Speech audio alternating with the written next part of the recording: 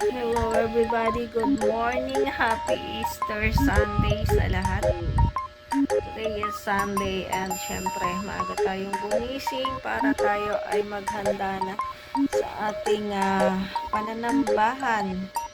Bigyan natin ng time ang Panginoon kahit sa mga ilang oras lang, no?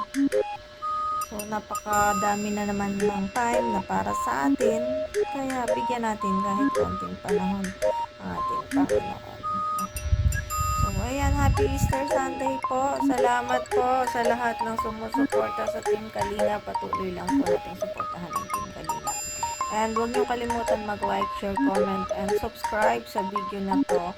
Maya-maya lang po may mga karugtong video na to.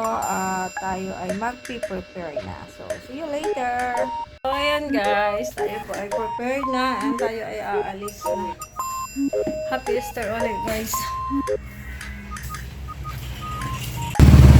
Maghihintay tayo ng tricycle guys. Hirap sumakay kasi kukunti lang ang tricycle ngayon. Tapos, ang dami ng pasahero. Sabi mga pumupunta sa Ido, sa Charles, kasi ngayon po ay Easter Sunday.